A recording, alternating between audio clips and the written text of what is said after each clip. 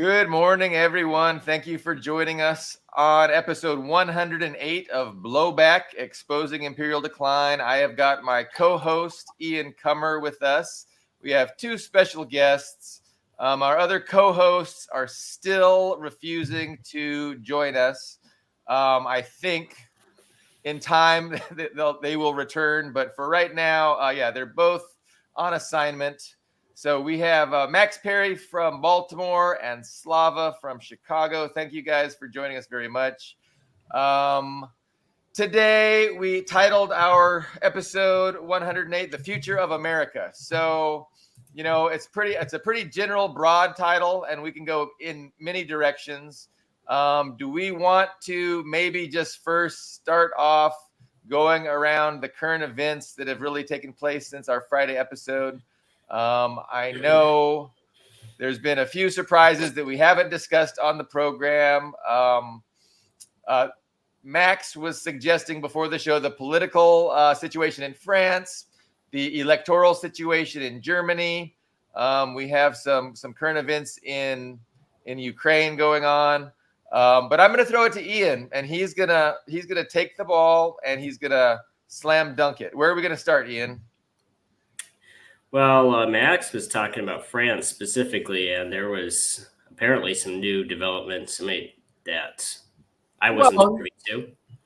Yeah, I think it's a pretty big deal. I don't know if you guys have followed any of it. And it's actually, I'm not surprised to hear you say you haven't heard about it, because in Western media, I know you're in Moscow, but so I don't know how they're covering it there, but in the United States, at least, there's been almost virtual blackout.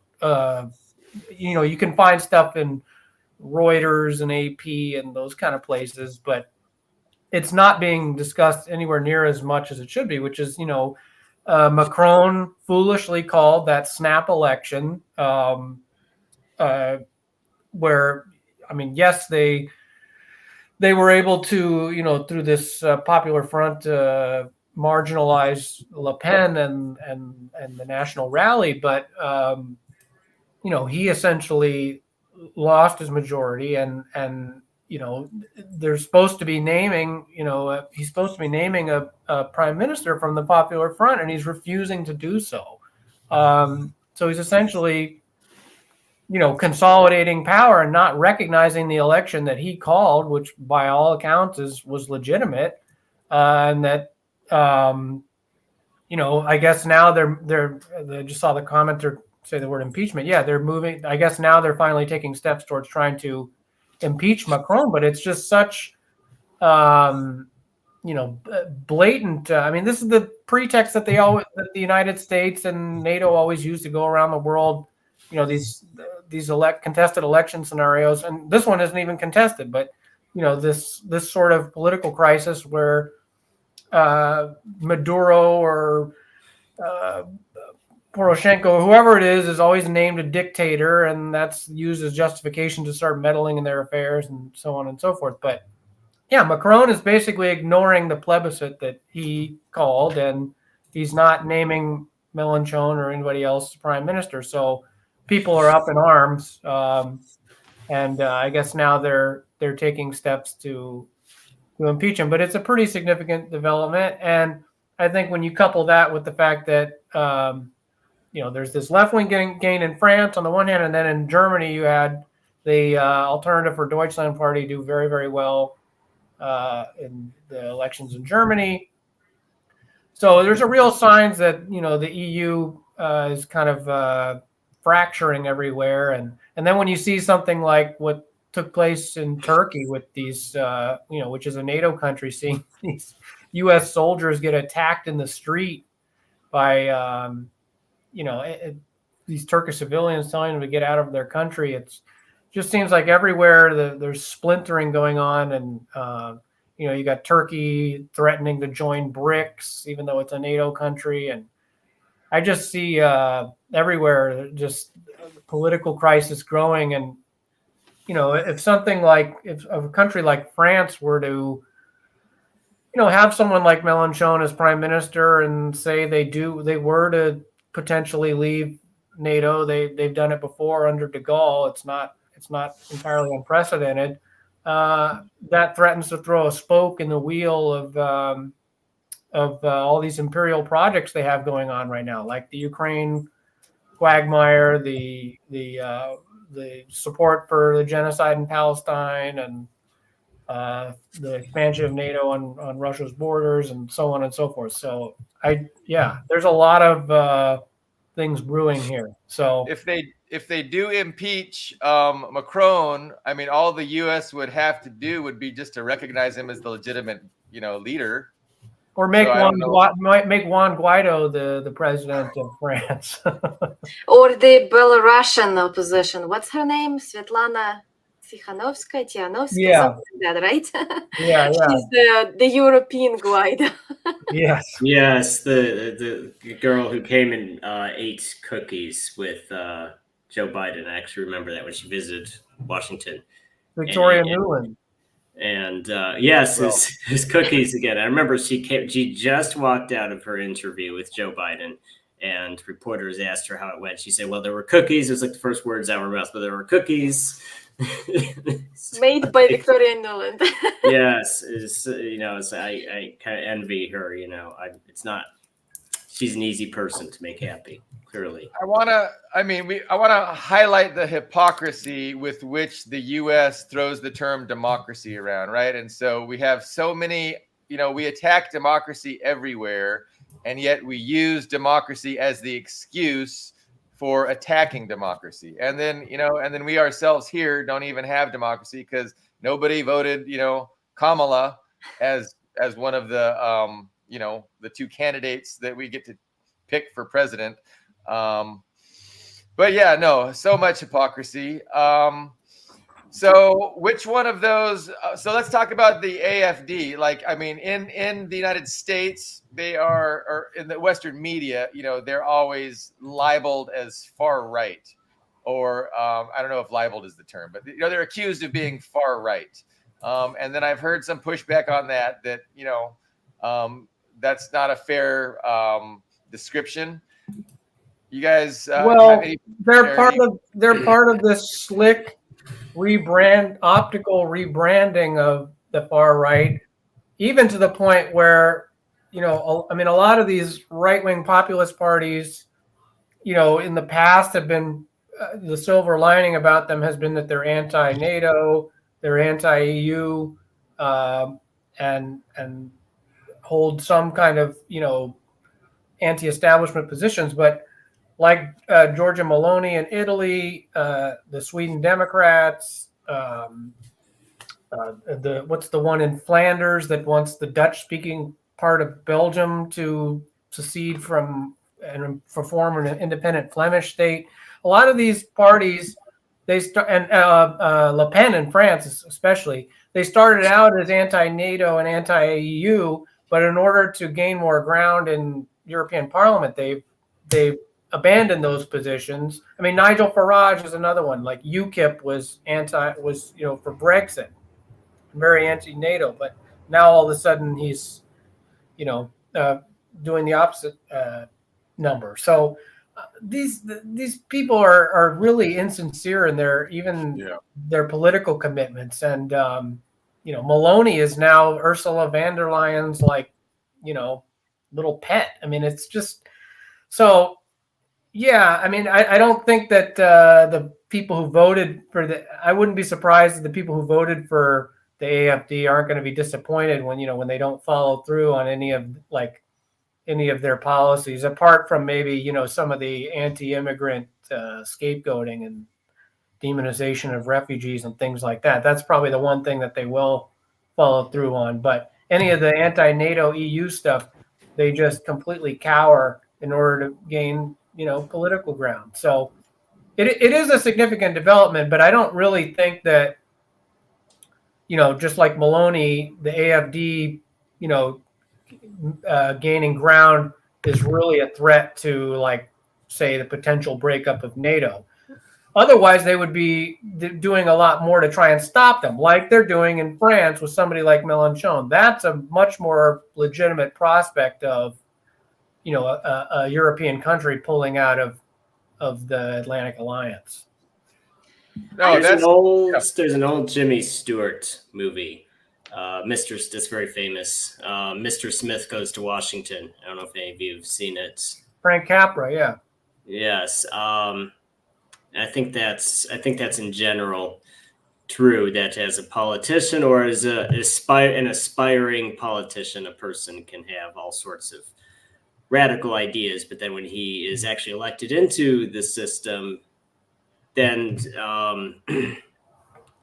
the system, regardless of what he was saying before he was elected, the machine tries to incorporate him into it, which is, I would say, the movie. That's what the movie is about. He comes in, he finds out about all this corruption, all this dishonesty. It's kind of meant to be a feel-good story, but I think the general principle it's talking about is true. Is that you can be that freshman politician with all sorts of ideas, and then regardless of what it was, you get mainstreamed. I will go even further and say that the system is intentionally allowing them, all of these people, to propping them, because they want to maintain this illusion of that we have a choice, and they want to maintain. In the United States, in Europe, it's the same way, right? In the United States, they have Democrats who are always promising something for labor, for reproductive rights, for student loan forgiveness, all these supposedly for people, right? They never do it. They don't do it because what else they're going to be running? That platform, they need to keep it. And the same was right wing. They want the right wingers to use this supposedly anti-establishment rhetoric and anti-NATO, but in reality, they don't want to change anything, but they have to allow these people to speak just so people keep voting and keep supporting this system. So I feel it's the same way in Europe. They need these people to, organically or not, to grow up and get the attention of the population. But it's not like they're so genuine. No, they're part of it. I don't believe in that they're sincere, these candidates. Yeah, and Mr. Smith was naive, and he was genuinely, a do-gooder. But I don't think that you can say the same of the AFD. And I think, the mainstream media calls them far right due to their, immigration, their stance on immigration. But yeah, I mean, they're giving lip service to these popular ideas, and once they get into power, like Ian said, I mean, they're not gonna produce anything. And that's the history. That's the history of the last several decades of liberal democracy.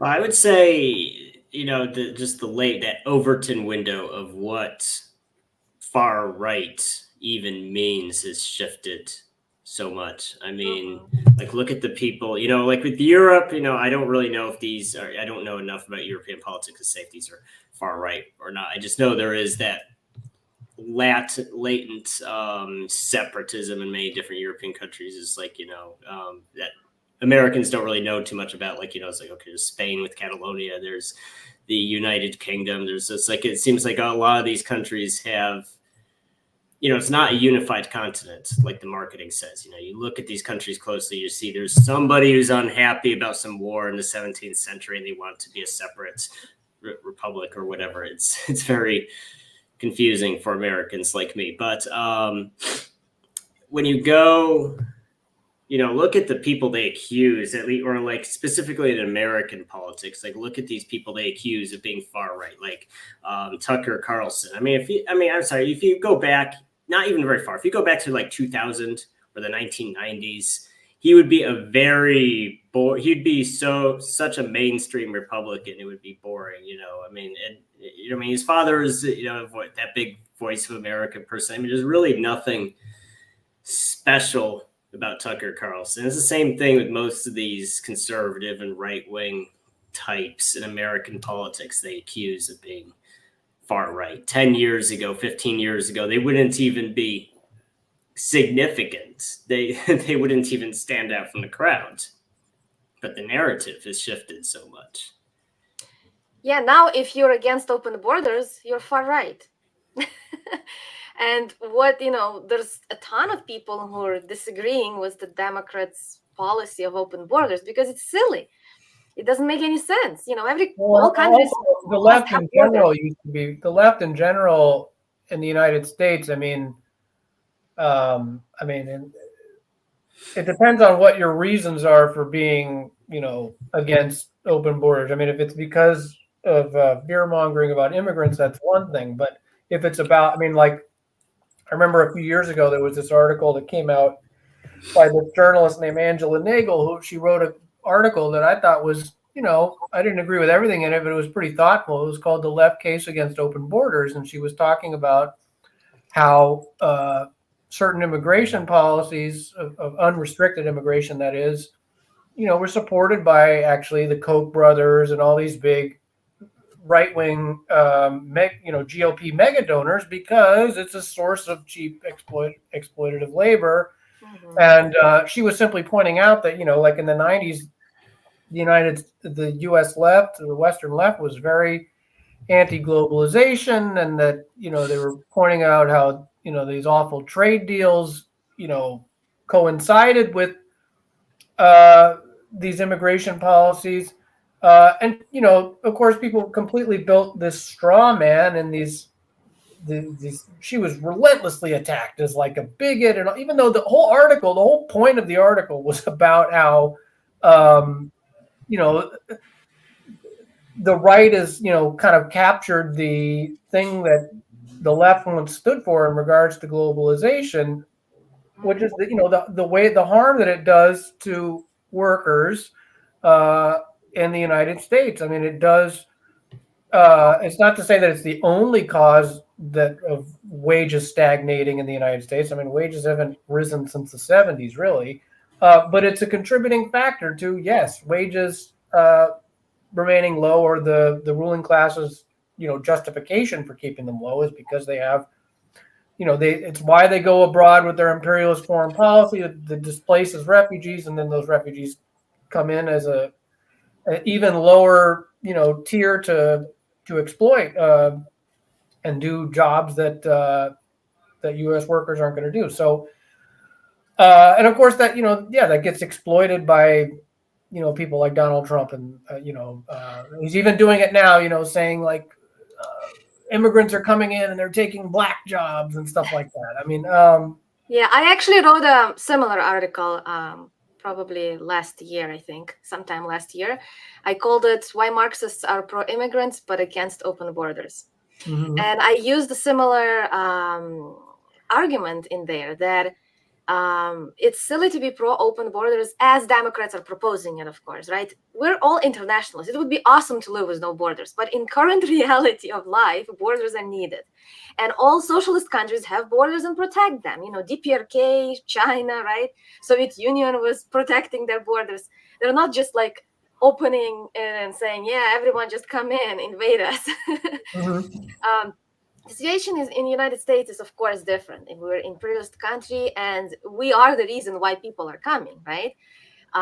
We destroyed, most of Latin America, so no wonder they want to come. But of course, they're not coming only because their lives were destroyed, but because all of the NGOs, all of these organizations are going in there and promising them hell a ton of things, which they're never delivering on those promises. But nevertheless, the people are being fooled, and they are traveling thousands of miles because they think this is paradise on earth. They're being fooled, of course. It's not their fault. So I don't blame people for wanting to come here.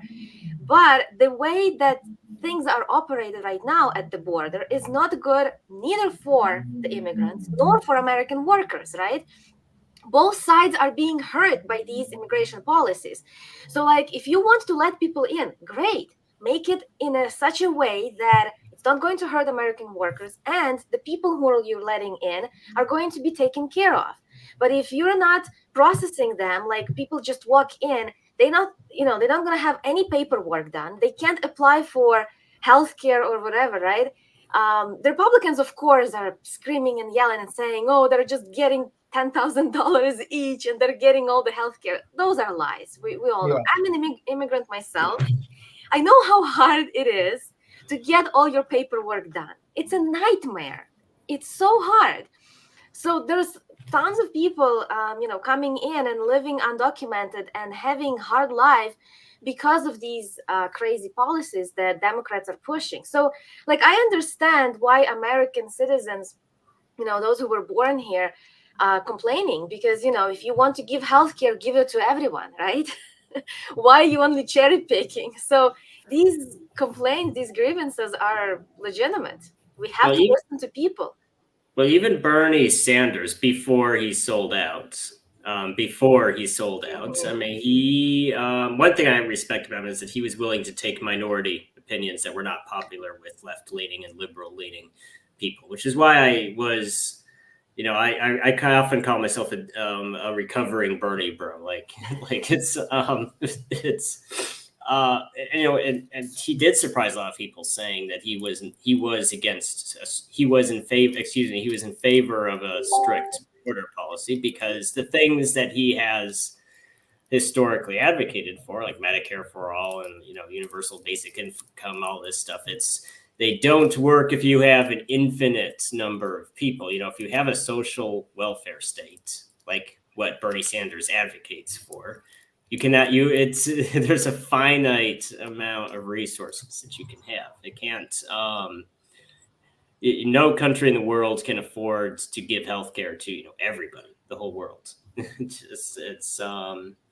And I think we need to, when it comes to narrative, I mean, it's not just, I mean, having a border, I mean, that is a basic function of any nation state.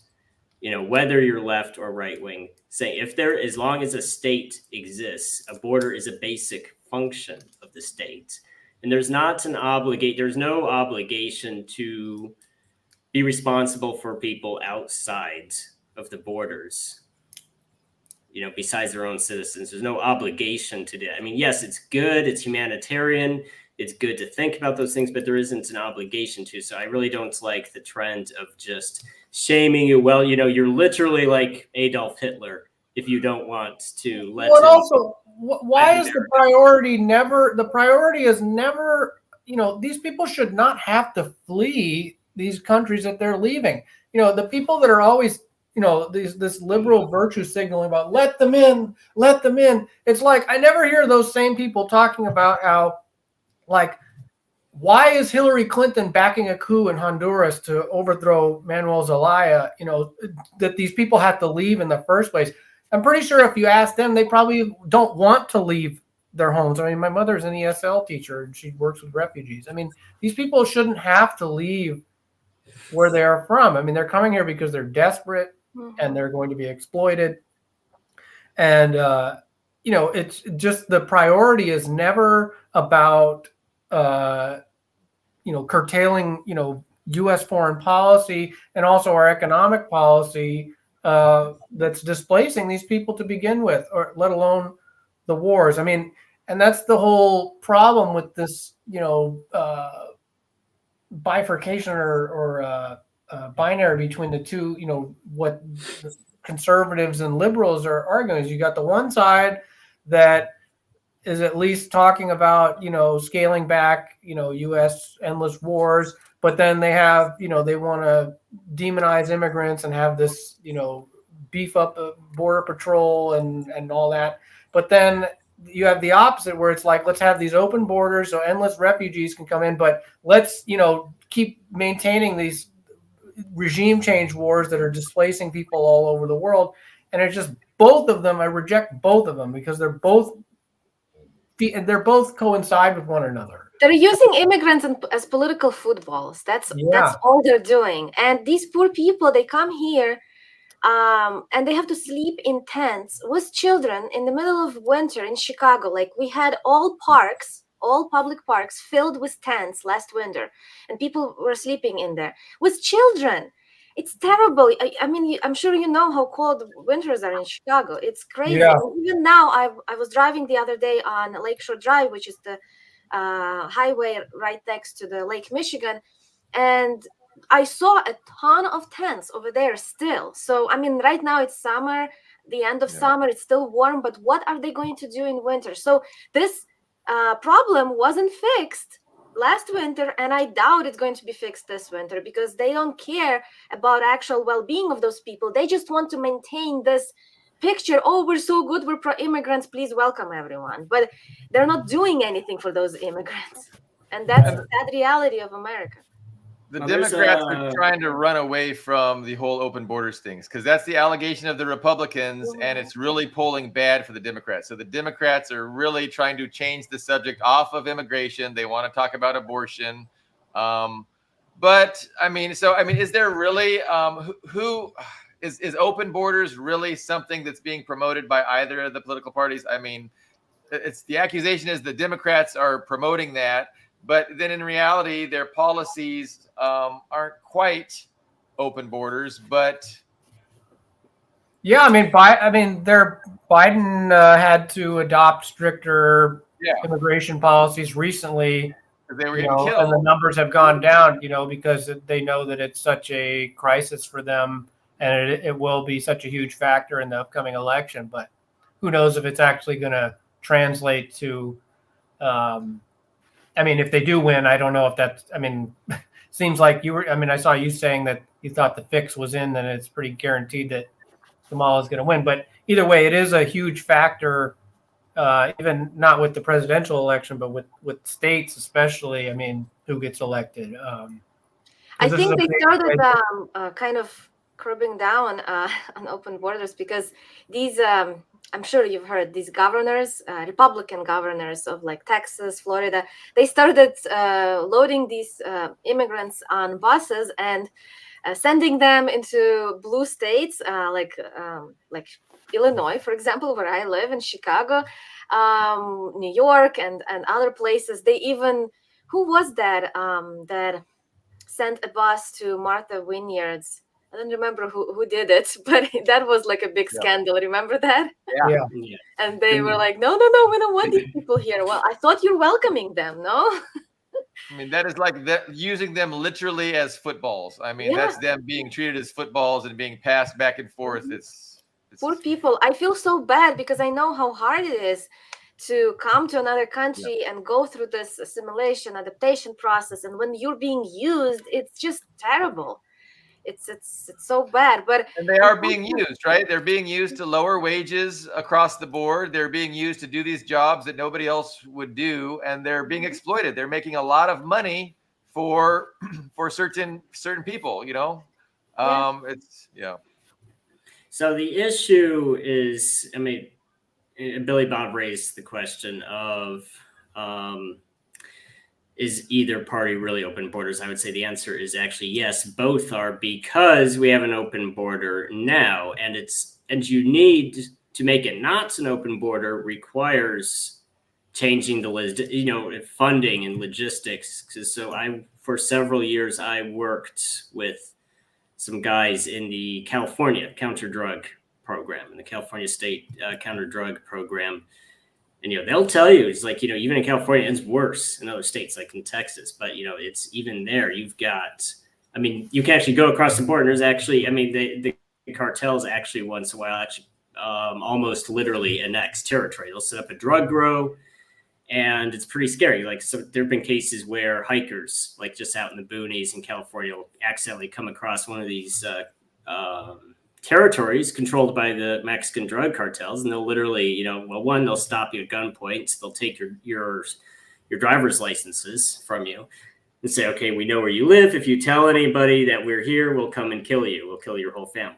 That's the type of, these are guys operating in the USA, and it's not considered an important problem to fix. Were you working on that with Kamala? Because Kamala was doing the same thing. This was the National Guards. This was the National Guards counter-drug program that would work with local and I believe also federal, like the Border Patrol. And the main thing is they would provide logistical support, so helicopters and just warm bodies for like cleaning up drug grows and that sort of thing.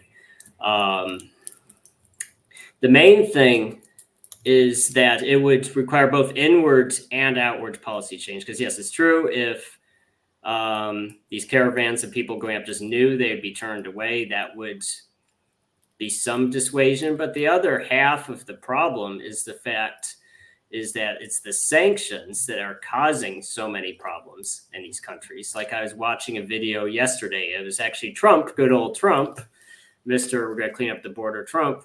It was his anti-Venezuelan sanctions. He greatly increased the number of Venezuelan sanctions. He's actually up. It's funny, each president, successive president, regardless of what party he is, breaks the previous record for most sanctions. So Trump broke Obama's record and Biden broke Trump's record. He's still got some time to go. But Trump greatly increased the Venezuela, and that, of course, threw the Venezuelan economy into chaos, and that greatly increased the number of Venezuelan immigrants to the USA.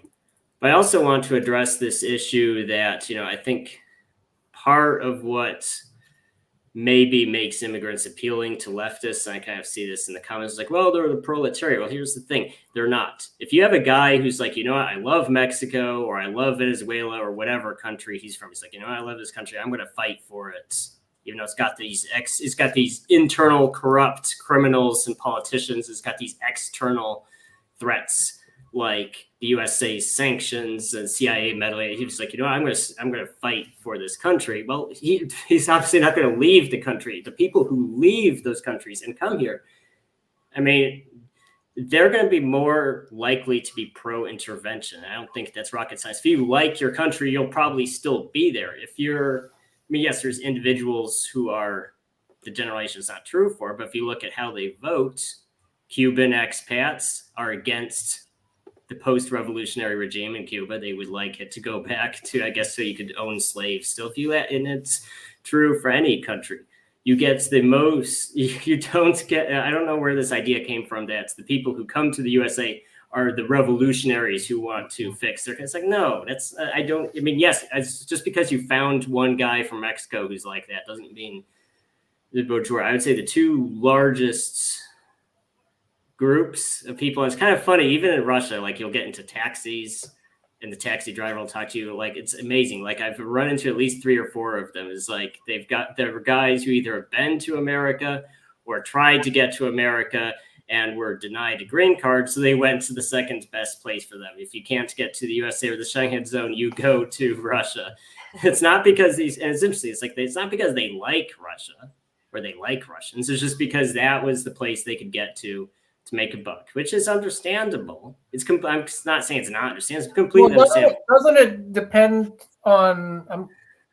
it depend on which country you're talking about, though? Because, like, okay, the situation of refugees fleeing, a country like Venezuela, which is under, Chavistas, and they're going to tend to be the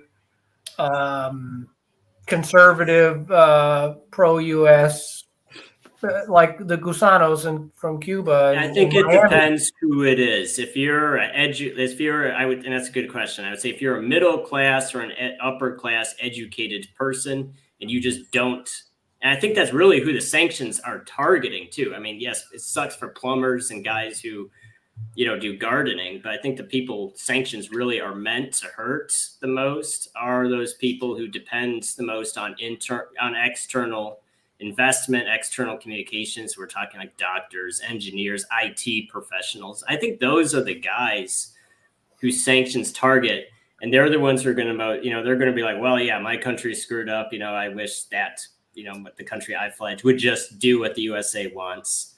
And there is a phenomena called brain drain, right? I'm sure yes. You've heard about it. It's documented. There's statistics on it. How much, of these educated people have. So those countries, that they're running from, their homelands, they provided for them free education. And now, after they got their education, they're coming here. So United States is benefiting double. Not only they extracted the resources, they overthrow their governments and ruined those countries.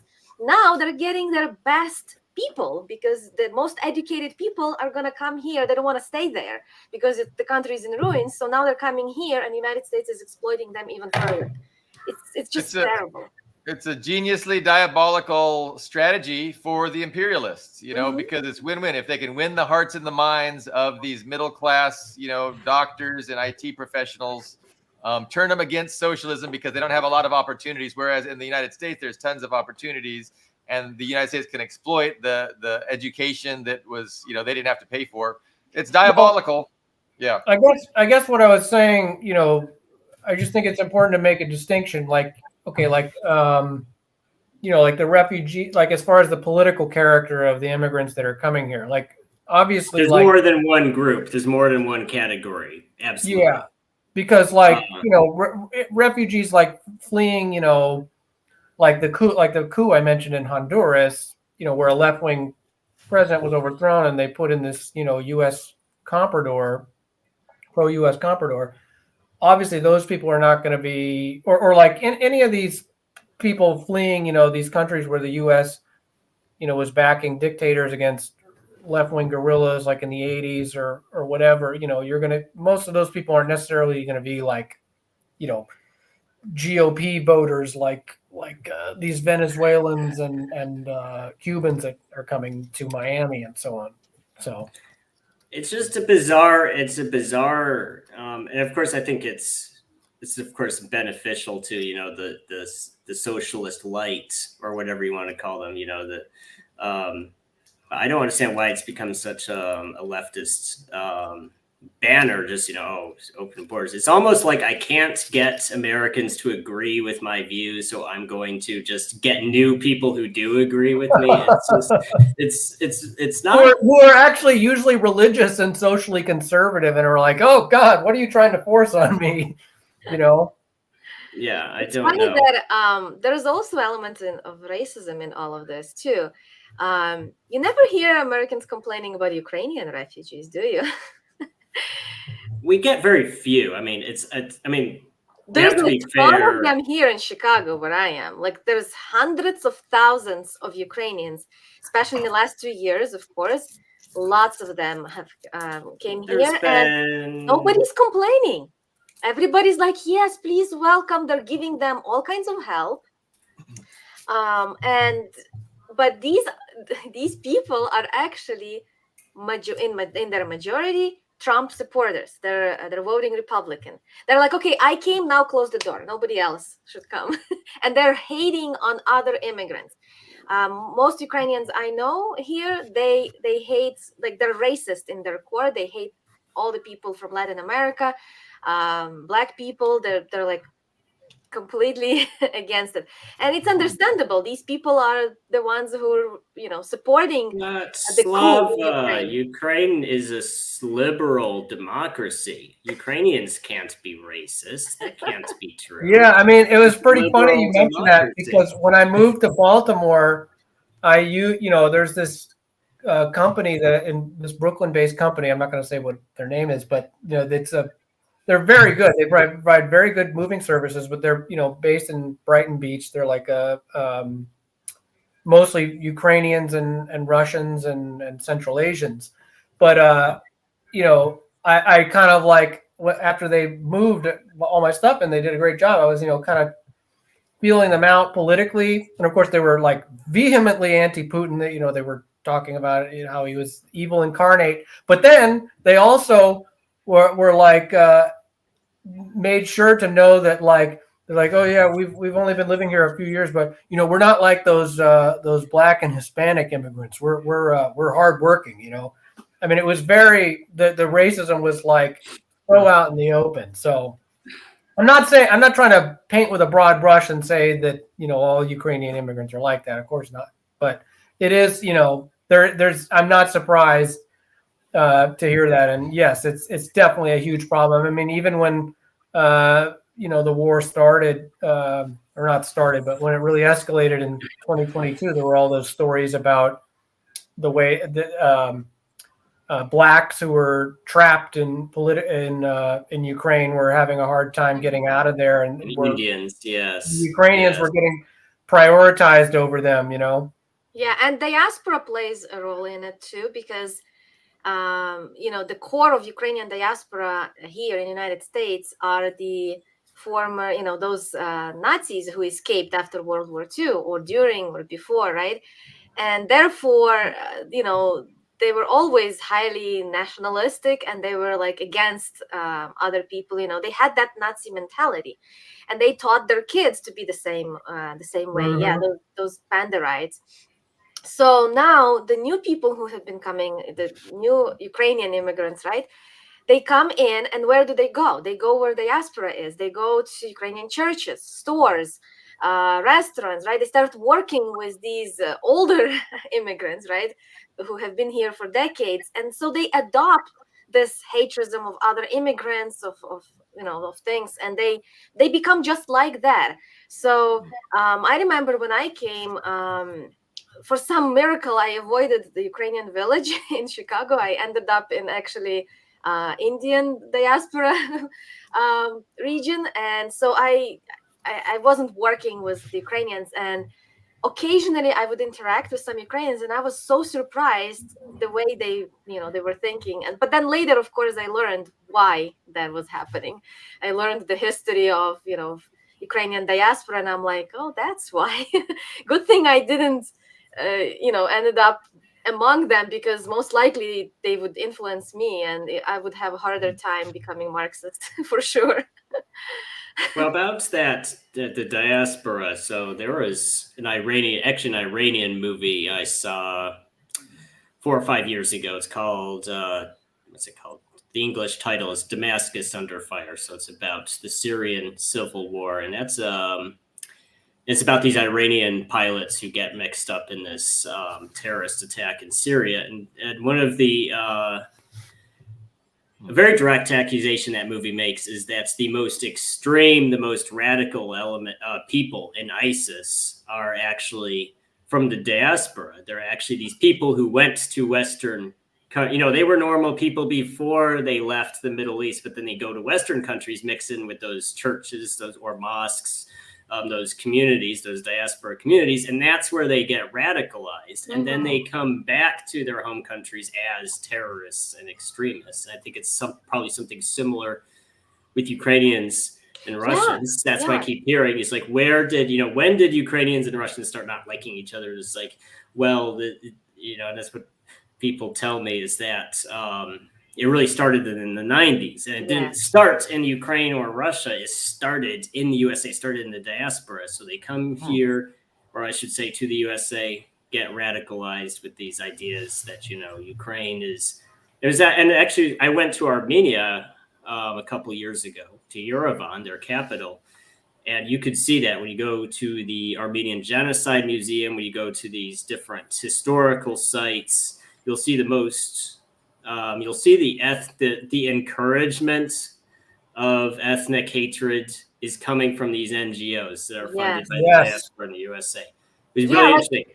I went to, if I just don't want to lose my train of thought before, I went into the Armenian Genocide Museum, which is about who were killed by the Young Turks movement, but started killing, the oppression of Armenians started before that, but that's where the slaughter really happened. But there was a line in it, and this is in the English, on one of the English plaques. I was kind of amazed by this. It said, this is dedicated, to the inherently violent nature of Islam and Muslims. And I was amazed. I mean, 'cause you couldn't even say that in the USA or Europe. You couldn't just say it blatantly as, racist and thing like that. But when it's directed, it's like I call it it's racism of low expectations. When we're directing it towards Poles or Ukrainians or Armenians, it's okay to be racist. We're stirring up this extreme ethnic hatreds. And that's what I think has happened in Armenia, what's happened in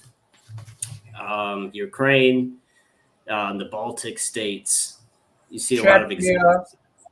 Chechnya. I mean, the Boston Marathon bomber guys were radicalized by, if you believe the official story about them, but yeah, they were said to have been radicalized by, I think it was the Jamestown Foundation.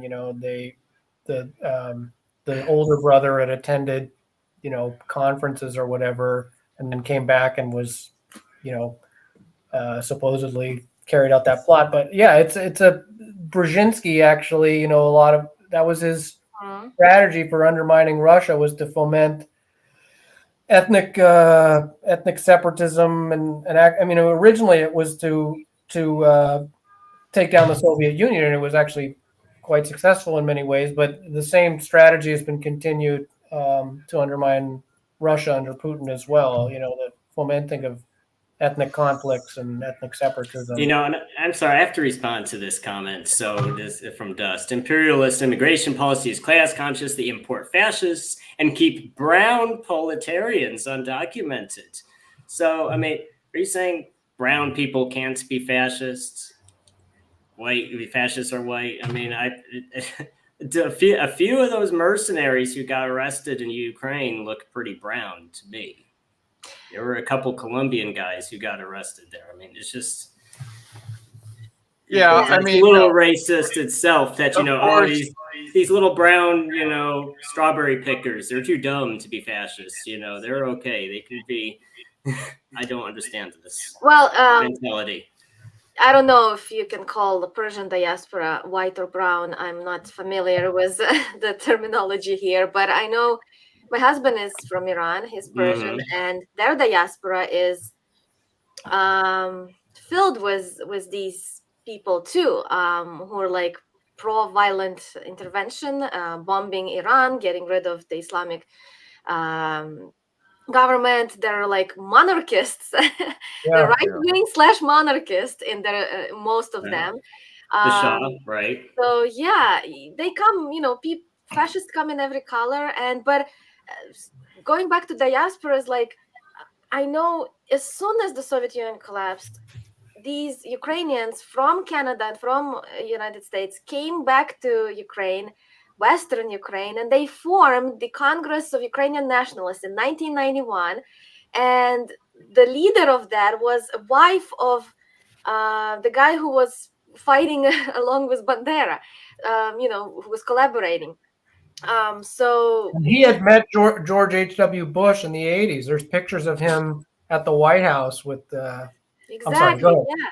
So they came back to Ukraine and they started pushing this anti-Russian propaganda and reviving the Nazism right back in Ukraine, because it went kind of under, there were still some underground, but it wasn't anything big. But then in 90s, they started feeding it and they started pushing Ukrainian population and training specifically young generation, young kids. And those young kids now grew up, and that's the Azov battalion and the rest of them. So yeah, we should never underestimate diaspora, but some people make a mistake and think that it's them who are initiating all of this. But we should understand that it's the empire that are using these diasporas. It's not the dog, the tail wagging the dog, the other way around. That was the general point I was going to contribute. It's like in the Middle East, Western imperialism has benefited from the extremist, intolerant, Wahhabist ideology, because in the Middle East, it was a good counterweight to, pan-Arab nationalism and secular Arab nationalism. And so we really funded the madrasas, and our ally Saudi Arabia heavily invested in proliferating this very intolerant understanding, this perversion really of Islam, because it wasn't going to be compatible with secular Arab nationalism. Secular Arab nationalism, which was best for the people, which was best for the individual societies. You had what's his name in Egypt? Nasser in Egypt, right? And they were really getting tight with the Soviet Union. They were going to develop their nations, and to come against that, of course, it was the Muslim Brotherhood and then the Wahhabists and the extremists that we know as Al Qaeda and ISIS.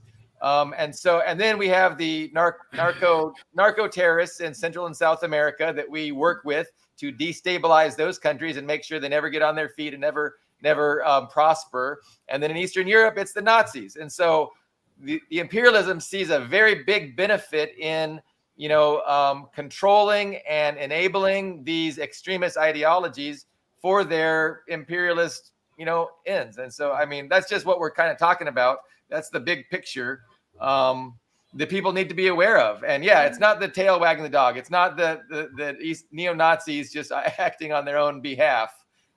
They're being guided and led by the interests of the imperialists. I want to answer to the one comment, but I don't know how to put it on the screen. Oh, I can. You have to be a host. Which one are you talking about? That's James 11:51 a.m. Oh, that's my time. I don't know what your time that would be. It's general and accurate portrayal. Yes. Yeah. Okay. I agree with this point. Immigrants from Latin America are, there's more of them undocumented versus European immigrants. And there is, it's because of the numbers, right? Each year, the immigration department is issuing a certain number of those who can become legal through various different, various ways, right? You can become legal through job, you can become legal through family reunion and other. And therefore, if there is a certain number coming of Ukrainians or, I don't know, Polish people, right? Like if there's 10,000 of them and the quota is 10,000, all of them will become documented. And then for Mexico, for example, or other countries, if there is bigger numbers of them coming, but there's only this much of available of visas.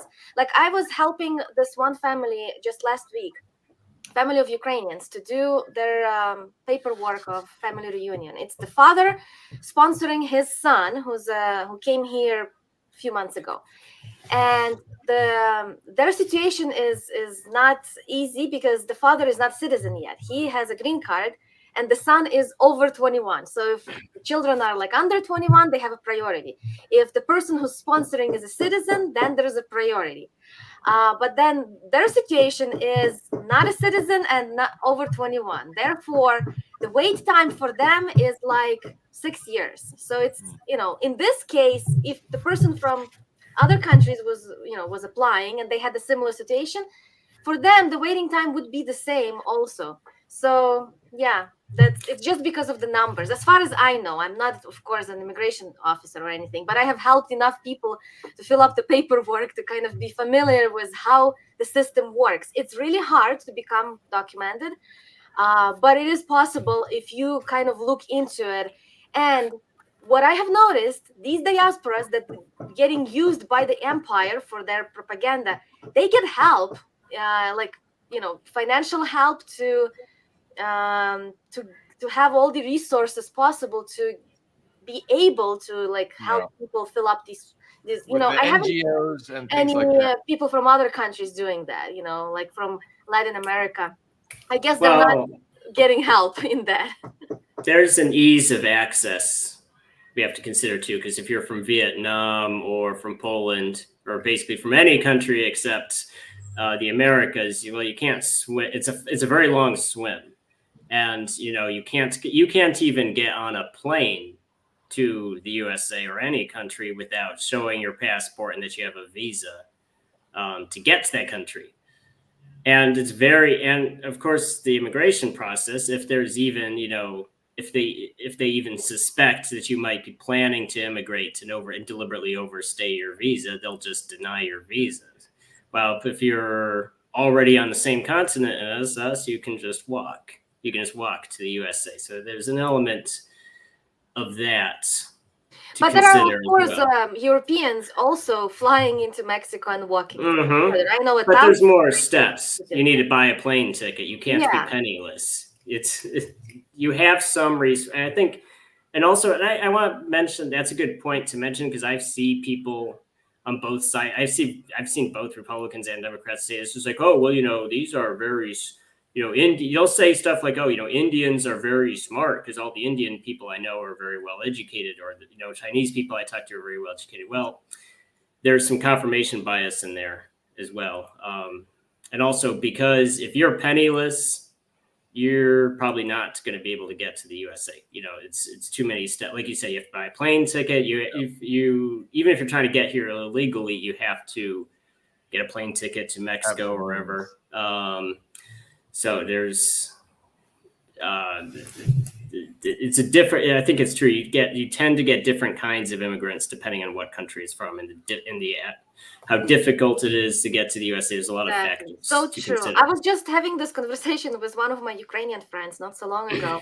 She was complaining that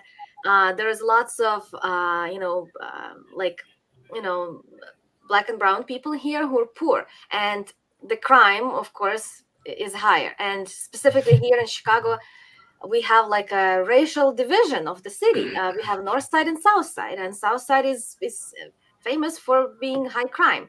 So, all these immigrants who come, they see, and they're like, they don't know the history, they don't know the racial oppression, they don't know segregation, they don't know anything. So they just put two and two together and say, okay, they're inherently bad. It's very. I've had to mediate in various situations in life because that especially when like immigrants from a country like Russia or Ukraine, where they have very little, if hardly any at all, a black population, and they come here and they're living in a segregated city where there's high crime.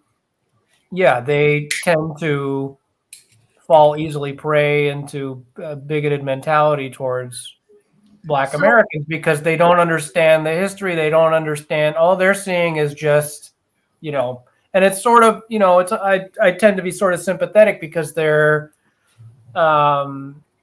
it's so easy for them to fall into that trap because they're just coming over here and they have no personal experience and they don't understand the U.S. political history or in this history of oppression. And exactly. So I always tell them, look, in our country, like, this was Ukrainian friend I was talking to. I'm like, hey, in Ukraine, we also have poor people and the crime rates are higher among them. And in Ukraine, it's usually lots of gypsies who are, doing some sort of small crime, right? And annoying the general population. I mean, it's the reality of life. So, I tell my friends, I'm like, who is coming from Ukraine? Who is immigrating to the United States? Are those high crime, poor, or poor people are immigrating, uneducated? Like Ian was saying, they don't have money for the plane ticket. They don't have even funds to apply for the visa. They can't prove that they are not intending to immigrate. So therefore, they're going to be denied. So the only people who are coming from Ukraine, and this is prior to war. Now, because of the war, anyone can come because of that U4U program. But before the escalation, you had to be somewhat good, like, financially speaking. You have to prove that you have property, that you have stable job that you're going to come back to. You have to really work hard. So, of course, people who have any sort of issues with crime, or people who are poor, they can't come at all. So the only Ukrainians, the only Europeans you're going to see here are the people who were already well-to-be to begin with. Therefore, it's not a good and fair representation of population. It's well, I want to answer this question. I mean, if I, as a white person, walk into a black district, will I be safe? It's like, well, I would say in the day, probably at night, don't even do it. Don't even do it. So there's two sides. Commenter, I live in a majority black city. It's oh my God, it's so scary. I mean, what a stupid question. Sorry. Well, it depends on where it is. I mean, Oakland, yeah, as a white person, you should not walk into West Oakland at night. That is a true statement. And I say that as someone who used to live in West Oakland. Well, if you're just trying to buy some drugs, it's fine. Like, do your transaction and then roll out in your mom's Lexus. That's what I always did. But speaking of buying drugs, not to say I'm buying drugs, but I used to work at a gun club, so you'd get a lot of law enforcement types. And I used to live in Davenport, which is an Iowa town right on the border, the Quad Cities. So it has two cities on both sides of the Mississippi River. So half of it's in Illinois. Out on the Illinois side, there's the ghetto, there's Rock Island. And police, even white police, would tell me that, if we were cruising around at night, we saw a white person, we would pull them over. We would just assume it's like, hey, buddy, what are you doing? What are you doing here? Yeah.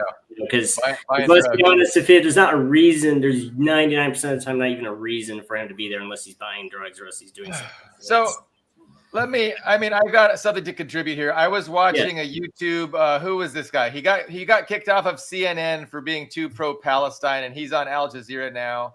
He went to one of those historical black colleges. Yeah, I know what you're talking about. Mark Lamont Hill. Yeah. Okay, it was Mark Lamont Hill, and he was registering a criticism of Trump, where Trump's like past 3 rallies have been in sundowner cities. Now, I've never heard of a sundowner city, and so he was explaining that a sundowner city is one of those cities where Black people were not welcome historically, and if you were Black and went into them, you were not wanted, you would get kicked out. So I was kind of surprised to hear that such a thing exists. And I actually checked the demographics of these cities, on Wikipedia to see if there's really no Black people in them, because I would have been surprised. And it was true. It was like one city was like 2.3% Black, one city was like 1.7% Black, and it was really a white community. And these were the communities that Mark Lamont Hill was suggesting Trump was doing his rallies in, and that's kind of a dog whistle, to his racist base, was the allegation. And so I don't know. It was weird. I think there's some truth to that. I wonder how many cities. One city was in Wisconsin. One city was in Michigan. And I wonder how many of these cities are, only 1.7%. Sundown towns. They're called sundown towns. Yeah, I mean, I don't know Trump's which cities he's specifically targeting. Maybe there is some truth to that. But I mean, the Republican dog whistling in regards to race and crime, I mean, that long precedes Trump. I mean, it goes back to Nixon and the Southern strategy, when Nixon adopted the Southern strategy in the late 60s to pull these, flip these states that were formerly, run by Dixiecrats. I think the point I was trying to make was just that, there probably are some areas that as a white person, you might not be too safe. People are going to wonder what you're doing there, and they might try and, rob you. But I think the same can be true. The opposite is true as well. There's probably a lot of places in this country where Black people aren't welcome, and they're going to be of course. Yeah. So, but and that's like, that's the United States. That's just the reality. So, but it's like that in every country, Yeah, I'm sure. Ukraine too. We all knew in what part of the city we shouldn't go. So. And a lot of it is socioeconomics and has really little to do with race, except for the sundowner towns where that's more has to do with race. I mean, it just so happened because of the history of United States that poor people in this country, Black people are poorer than white people. Therefore, the crime will be higher. So it's because of our history. Yeah, and I'd like to make some points about that. And because the Republicans, right? They're always saying, it's the Black people need to change their culture. They need to behave more responsibly, right? This is the talking points that come out of Heritage Foundation and things like that.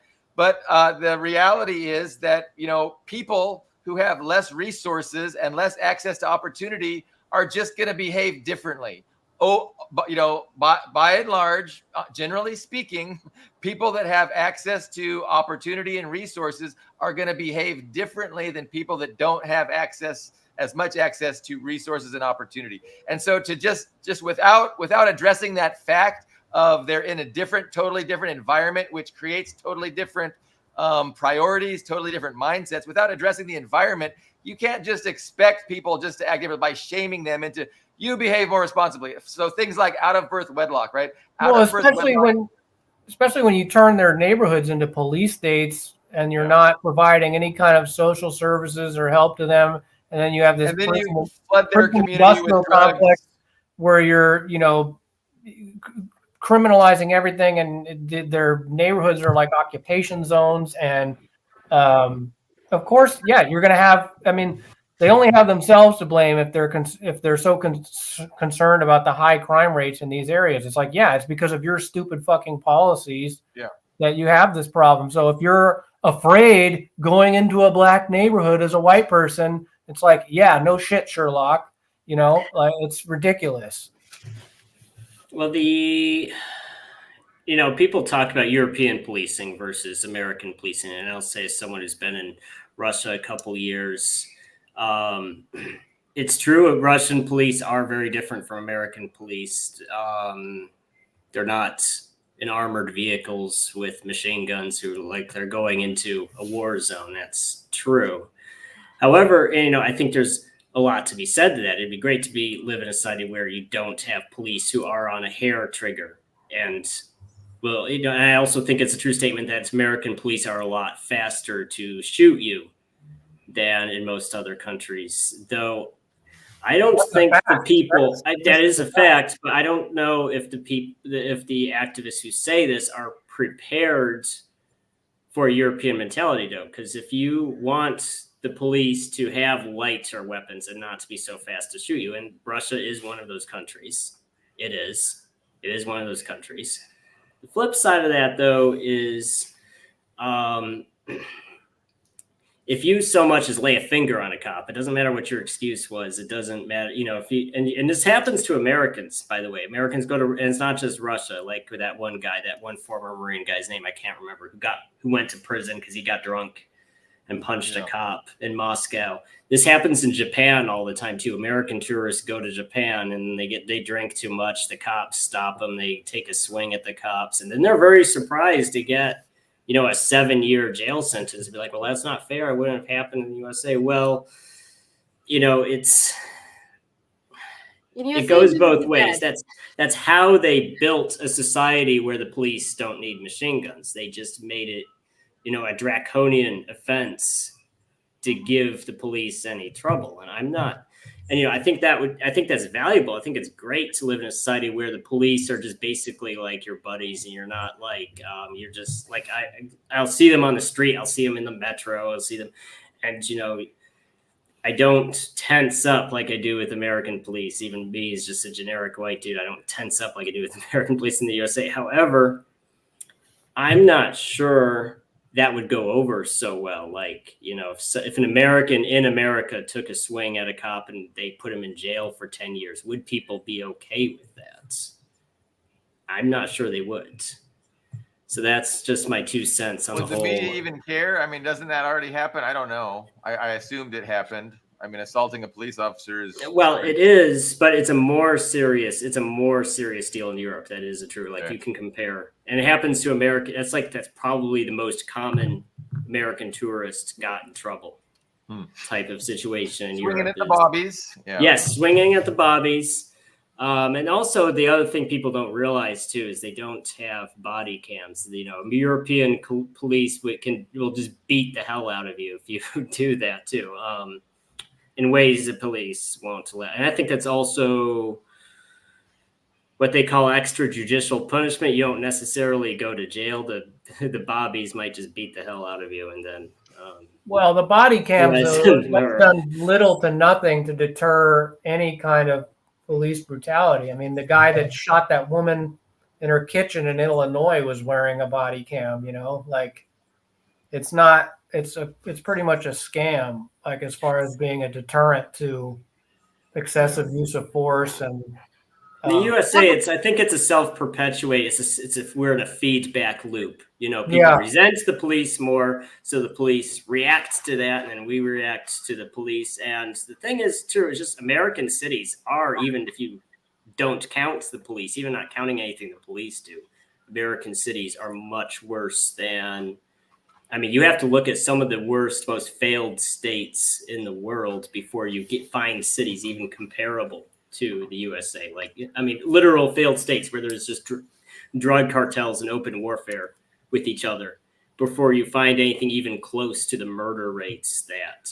Brian notes that these neighborhoods are flooded with drugs to create reasons to provide cheap prison labor, but also I think a lot of the revenue from that drug trade ended up going back to the CIA for black operations in Central and South America, Asia, and places like that too. And the police here, I know Chicago police was trained by Israeli IDF before. Yeah, Baltimore too. Yeah. It was funny. And it's interesting because I'll look at like Russian expats on the internet and they'll be like, well, I've never had problems with American police. Like I remember there was this Russian woman who left her apartment and realized she'd left the stove on. So she was running down the street back to her apartment. And this policeman stopped her. It's like, why are you running? And she's like, oh, I left my stove on. So the policeman, and it was an American policeman, he went back, he went into the apartment before and make sure it was safe and turn on the stove. She's like, oh yeah, I have no problems with police. I do think So I think my point is that the media makes people scared. I think if you're just, and I do think the media contributed to it because, I don't want to sound wishy-washy, but with other humans, if you go into a situation already combative, even if the person didn't start out combative, they'll make him combative. And so, when it comes to the USA, I don't even know how we can fix it. It's a very... Well, yeah, I know what you're saying. Yeah. When we start talking about the mass shootings, when we start talking about the number of people on psychiatric medication, I mean, it's like this experiment. It's really an experiment, never before done in human history, where you have all these media operations, the propaganda apparatus, right, and the focus on the individual, a lack of any kind of thing that connects everybody except for imperialism. We can see that it's not being successful. And I put the blame directly on capitalism and directly on the results of capitalism, which is imperialism.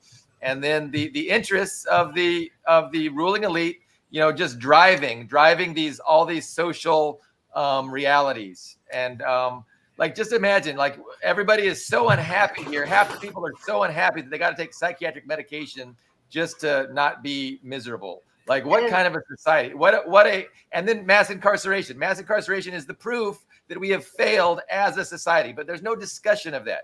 The politicians aren't talking about how our society has failed. They're talking about joy.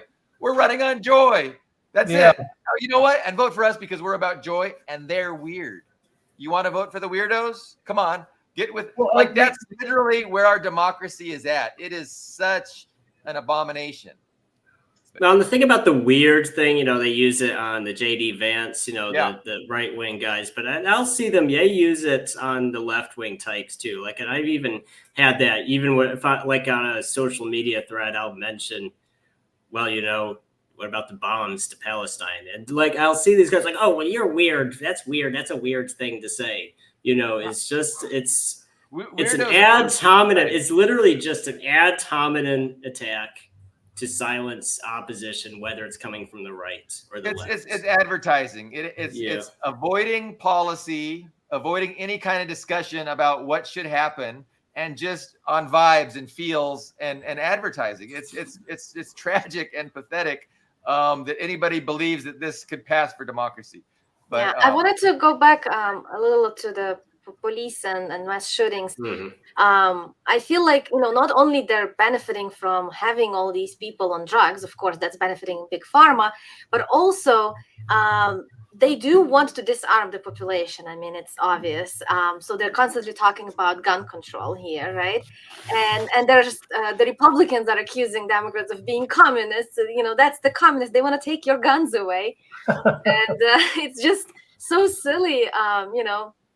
Anytime I talk to people, and I say that I'm a socialist, they're like, so you must be for taking our guns away. And I'm like, no, I actually went and signed up for concealed carry training. I went through in Illinois, it's 16 hours of training in order to get the permit. I got it. I passed through it. I went to the shooting range. I learned how to shoot. We should have the right. You can always read them that quote about disarming the workers by Marx, that by no means necessary should workers ever be disarmed. Exactly, yeah. So I keep telling this to people, and when Republicans hear about this, they're like, what? They're surprised because they have been portrayed with a totally different picture. They think that socialist Marxists want to take their guns away. And I'm like, no, population should be armed. And it's actually in the government's interest to disarm us. So we should resist that. Slava, that's misunderstanding. How much do you think, just ballparking it, because I used to get Illinois concealed carry students at the gun club I worked at. So how much do you think you spent overall from beginning to end to get a permit for one person? How much do you think it cost? The white card was $10, I think. The training and all. Training was $150 for 2 days. And then the gun is, the prices for guns between $500 and up. So so there's not a that cost. much. I mean, it's affordable as far as I can tell. Yeah, it's affordable, but I guess my point is that concealed carry holders are actually the most law-abiding demographic group in the USA, and that is a fact. Concealed carry holders, regardless of state, have a lower crime rate than any group, including police and military. Funny enough, and I think it's similar to like the immigration factors we were talking about. It costs money, it takes time, you have to pass a background check and all this junk. So the people who go successfully complete the process are just less likely to be offenders than the average person. Of course, in gun control arguments, that point doesn't come up because it's not politically expedient. If you're a law-abiding gun owner, you have the lowest crime rate out of anybody in the USA.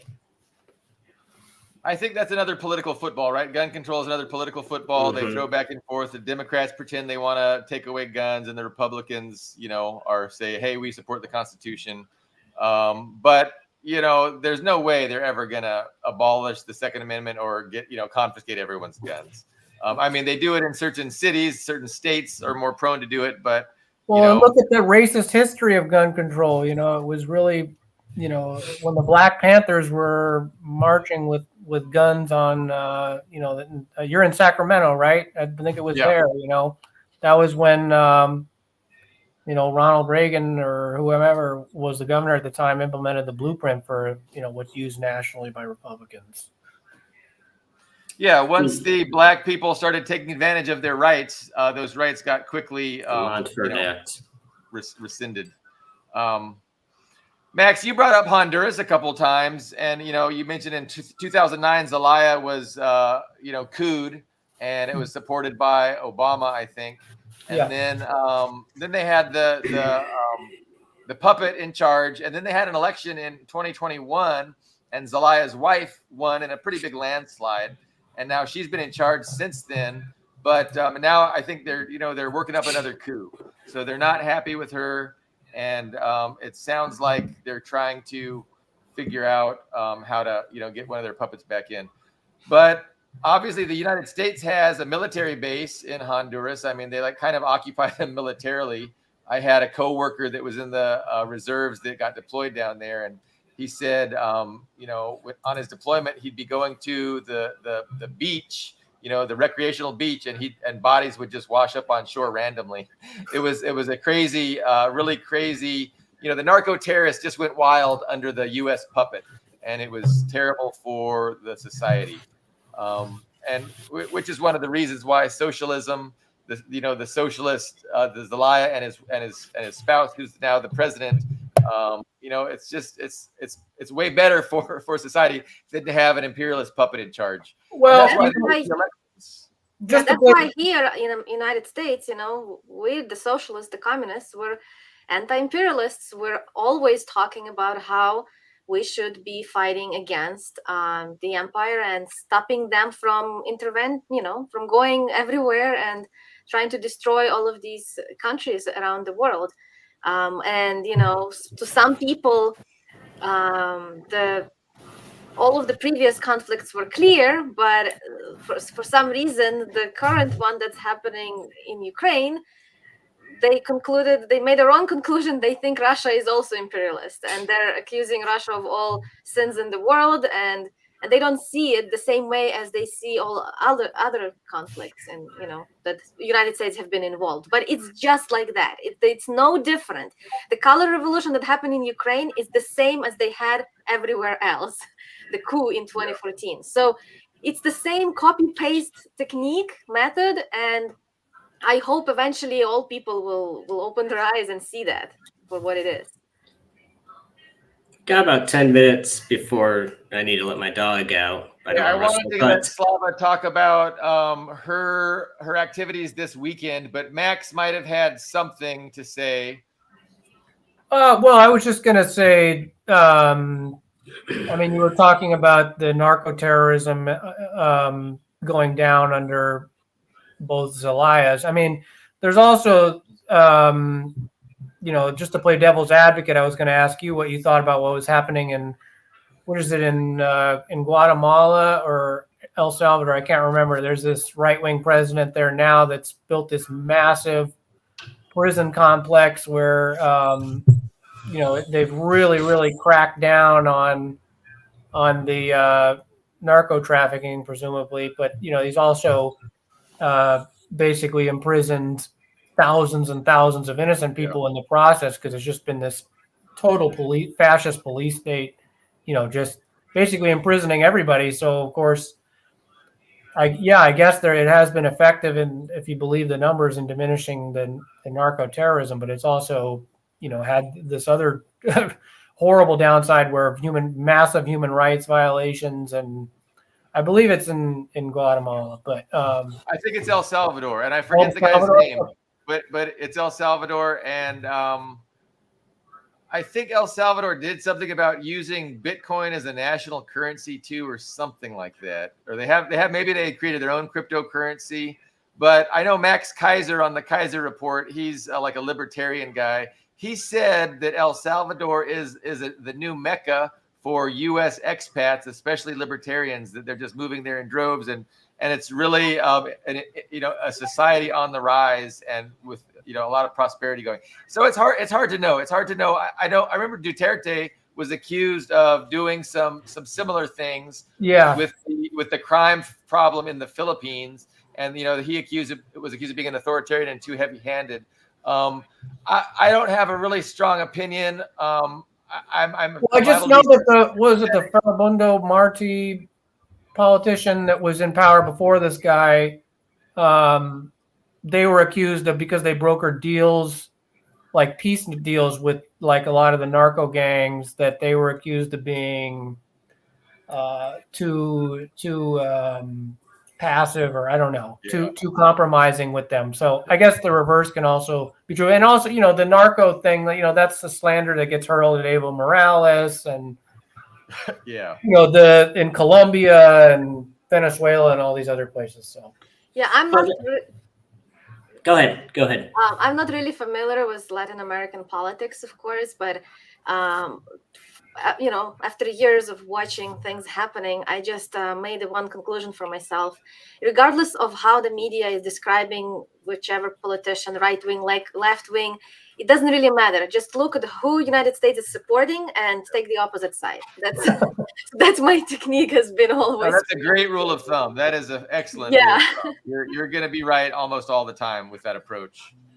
Do you want to tell us? Well, Ian, did you have something? Because I was just going to close that thought with, and I don't know if this is the case with El Salvador, because it's not something I've looked into or know anything about, but I've noticed with it's mostly white liberals that seem to cry the loudest about this, American white liberals who cry the loudest about this. So I would say, at the very least, take these accusations with a grain. I mean, not saying they're automatically not true, but take them with a grain of salt. Because I remember, with what was his name, that guy who was buddies with Trump, Duarte, was that his name? The Filipino guy?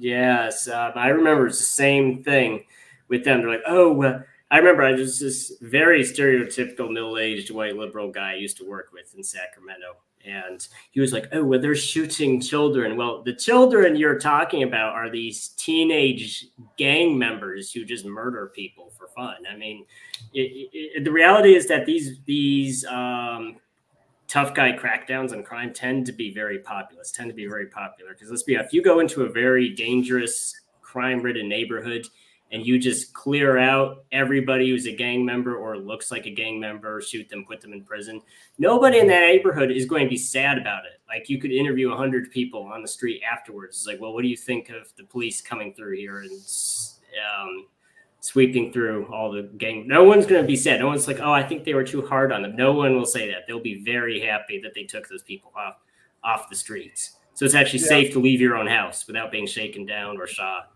So that's. And then these crime gangs always have networks with the politicians, and it's those politicians that the U.S. works with. And so the police, that's the other side of it. The police themselves are usually, I mean, in Baltimore here, the police are a fucking gang. Easy, don't put yourself at risk. Tons of the police are drug dealers. I mean, you had the gun trace task force scandal where they were going around planting drugs on people, framing innocent people. That in most cases, the police departments themselves are criminal organizations. I mean, so it's a non-solution. I mean, it's like the meme of the two Spider-Men pointing at each other, you know? For sure. The police are out of a job if they don't have a high crime rate. So, of course, they're going to start manufacturing it. And I mean, you're going to need, under our socialist utopia, there's still going to be a need for law enforcement. But under socialism, the society is geared towards furthering the interests of the majority and not just protecting the property rights of the, the exploiters, the ownership class. We're not going to need police. Right. Dust will organize the proletariat, and no one will want to commit crimes anymore, and everyone will just hold hands. No, we'll have gulags, and anyone who does something wrong goes to the gulag.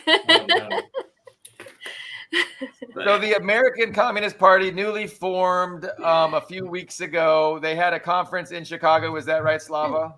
Well, it was the Chicago Workers' School, which I'm part of, and the Revolution Report, which I'm also part of. We were organizing the conference. So I was one of the organizers. This was our first conference of the year. We try to do it every month or every 2 months. And this time we had a great turnout because I invited 3 great speakers. We had Christopher Halali, who used to be part of PCUSA. Now he is the international secretary of ACP. So he was the first speaker. And then we had Don Corder, the editor-in-chief of the Revolution Report. And in the end, Haz Aldin was speaking, who is the chairman of the ACP.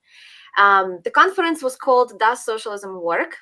And I intentionally give it that name. And I lined up the speaker in this order because I had this idea of, first, Christopher Halali has been traveling extensively. He's been to like more than 90 countries and a lot of socialist countries as well. He's been to China, he's been to Vietnam, DPRK, everywhere. So, of course, Venezuela and Cuba and other countries. Therefore, he had a lot to say about his experience in those countries. So I wanted, first him to describe how socialism is or not working in those countries, what he had witnessed. So he was sharing his experience. And then Donald Corder was also recently, he visited the DPRK together with Putin. I'm sure you have remember a couple of months ago, I think in June, they visited the DPRK. So he's working at the presidential pool, so he goes, everywhere where the president goes. They spent 2 days in DPRK, then they went to Vietnam. And so he was talking about what he had seen in North Korea. I remember he brought up the housing issue because, it's a big issue here in the United States. Like the rents are so expensive, mortgage, most of Gen Z and millennials can't afford to have mortgage, right? So it's really kind of pressing issue here. And he said that in DPRK, if you're a proletariat, if you're working, you get free housing provided by the government. And he had seen tons of new buildings built in the capital city, and they're amazing, good quality. And he said the only thing you have to pay for is the utilities, which are like about 3% of the salary of the people. So that's all. It's not like here the housing is approximately half of our income, right? We have to pay for either rent or mortgage. So it's really big difference between our country and that one. Also, I was surprised to hear when he said that the GDP of North Korea is about the same as of Sudan, which is a really poor country, as we all know. But their life expectancy is like lots of developed countries, like Poland, for example. I think it's 74 years old, life expectancy. And it's even higher than some states in the United States. I think Missouri and Louisiana have a lower life expectancy than that of North Korea, of DPRK. So they're telling us it's a hellhole, it's a Yeah. crazy country, that people are suffering and starving, and their GDP is so low. Yes, it's low, but the quality of life that they have over there. So it's not all about GDP. By this bullshit metric that doesn't make any sense or have any utility, they're not doing very well at all. Yeah. Exactly. They have free housing, they have socialized medicine, free medicine. So yeah, that it's going to contribute for the life expectancy to keep growing. And we can And see marijuana is legal in North Korea. Try to see it. If you want to see a libertarian's mind get blown, tell them that weed is legal in North Korea, and they will it's just legal for medical purposes. It's not legal for recreational.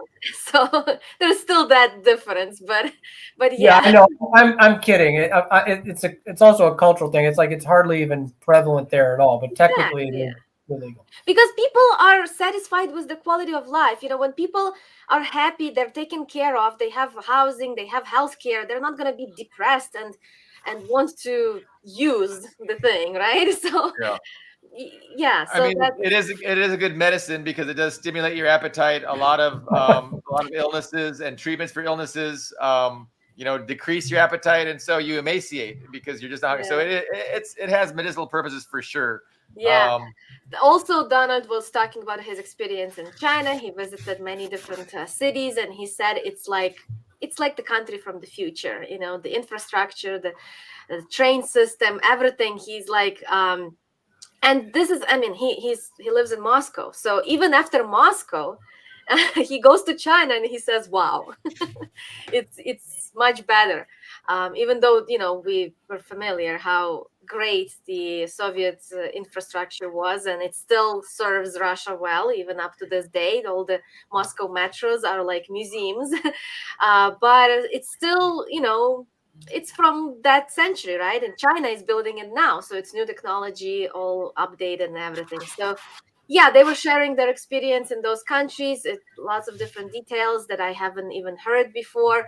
And then at the end, we had Haz talking about the need of socialism in America. He was like, okay, you see their experience over there, that's why we need to fight in our country. Because you know what they always say, if you like communism so much, why don't you go there? Well, we don't want to go there and rip the benefits of the struggle that those people have been fighting for. We want to deserve to have communism here, right? We have to fight for it, and then we can enjoy it. We can't just demand some other people to provide us with stuff. We need to actually work for it. So yeah, it was a great event, lots of people. We had comrades traveling from different states. We had John Jackman from Colorado coming. We had Eddie from Midwestern Marks. He lives in Wisconsin, so he came over too. Of course, lots of local people. I'm trying to keep in contact with different socialists from different organizations, even those who hate us, who like don't want to talk to me, who blocked me online. I'm still messaging them, and I'm like, hey, we have this event happening, come over. And some of them did. And I even had one lady coming in and saying, Slava, thank you for not giving up on me. For a year, you have been inviting me to all these events, and I never showed up. But now I came and I enjoyed it. I was happy to see all these people. So yeah, I feel like it's important to, like Dust always says, it's important to organize, and I agree with him. It really is important. So I'm trying to do my part and bring different people together from different organizations. They may not like each other, but so what? We have to be able to put aside our personal disagreements and not liking someone. That's not important. What's important is what unites us, and it's the haterism towards capitalism and the imperialism, right? So well, what is the root of Dust's I mean, I know I remember comments calling you chauvinists or whatever, but what is the root of his criticism that you guys don't have like transgender story hour at your convention or something? What is the basis of his beef with? I guess we have to ask him, but as far as I understand, I mean, these are two different issues, of course, the national chauvinism and transgender stuff.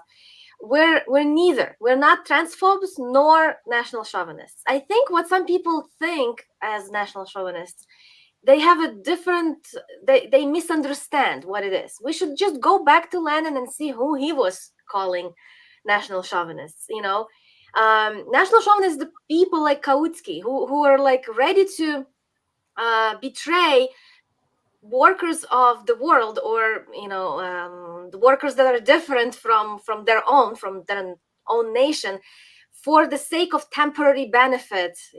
Like, for example, if we were saying, oh, yes, genocide in Palestine is bad, but we're still going to support Kamala Harris because the Black women are going to be empowered, or we're going to get whatever she's promising us to give, so we're ready to sacrifice other people just because we maybe gonna get something in return. That's national chauvinism, betraying other people for our own interests. The American Communist Party, the Revolution Report, Midwestern Marx, all these organizations I'm familiar with, we're not like that. We're saying, no, we're not going to vote for these lesser of two evils, or whatever they're being called, because for us, they're both equal. They're the same. They're both pro-genocide, and the things that they're promising to us, we know they're not going to even deliver on them, right? They're just saying it for the sake of running their candidates. But we don't believe Kamala Harris, so we're not advocating for taking the side of these bourgeois politicians. I mean, don't you think most of these accusations, because it seems to me like the only evidence is that because some people have issues with like some of Haz Eldin and Jackson Hinkle's like obvious trolling like on social media, that's the basis of their accusations that the party is, I don't know, pandering to, or racism of Trumpers or something like that. I don't know where they're getting this from. I guess it's just from some of the maybe admittedly immature trolling that they've done on social media, which is like, who cares? Like, exactly. We have to understand that the reason why they even adopted that slogan, MAGA communism, is as a response to the left's pandering to all of these, wokeism and stuff. So they got so fed up with that they're like, okay, we need something that would answer that. And something that would get attention, because the right wing, the conservatives in America, had been always so frustrated with wokeism that they were calling all of that communism. And so these guys are like, okay, no, that's not communism. We're the communists, and we're okay with people practicing whatever sexuality they want, doing whatever they want. Like, we don't care. That should be kept private in their bedrooms. But we shouldn't be celebrating it, romanticizing it, pushing it everywhere. So that's the root. That's what's behind MAGA communism. It was just a slogan. It was just a hashtag on social media. That's not a party policy. It's not anything like that. And if some individuals have said some crazy things online, who didn't? Tell me who didn't. We all are guilty of saying some stupid things. So I've said some stuff that I'm now embarrassed for. I'm ready to own it. Like, I'm not going to say, no, I didn't, And of course, we accept all kinds of people in our party. We have transgender people. We have, gay people in our party. As long as people keep class politics above all, right? Like, we say, okay, sex politics should not go above, like, our personal issues should not be above class. And it's the same thing with immigration, or I know some people are saying we should prioritize the Black and brown proletariat, right? Why should we prioritize anyone? Aren't we supposed to be pro all people, like all workers? Why should we split and divide? They are trying to split us, right? So we should resist that, and we should say, no, we must unite, regardless of what color of the skin we are or what sexuality we are, we must unite. And if you come to our events, we have all kinds of people. Like this last weekend, I think majority were non-white, so they accuse us of being white nationalists, but we're not. That doesn't have any any ground. Yeah. Yeah, it's like our entire show on Friday was 3 hours, and I was kind of just trying to figure out that question that you asked, Max. Like, what is the basis of these criticisms against the ACP, and I still don't have a solid grasp, but I think it just comes down to kind of different frameworks and a misunderstanding, and I think some of it's a little bad faith, honestly, and I I think if think we're there's not room. white shaming and white guilting Americans, that in their view, they think that's being nationalist or chauvinist. But Yeah. what use is it going to bring to our movement to keep white shaming and white guilting Americans and saying America has been built on slavery and all that? Like, keep pushing that and pushing that. That's going to just make white Americans mad, and they're not going to listen to our message. So we should stop doing. That's a bad strategy to keep shaming people for what they personally haven't done. It may be their ancestors have done something. Maybe their ancestors were slave owners. Well, and also, that's not the starting point. I mean, you could address all that. That's important to address it. You have to address it at some point, but that should not be. You don't start out your political movement by screaming racism at working people. Same thing with the strategy towards trying to appeal to people on the right. It's like you don't start there by.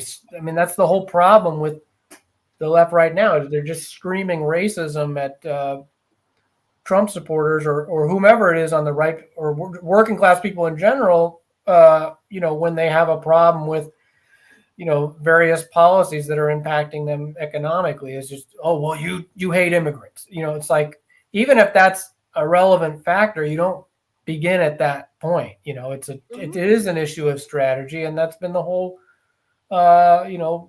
problem with the left going back really to the new left. And I guess some of this, I mean, I don't know if it has to do with aesthetics.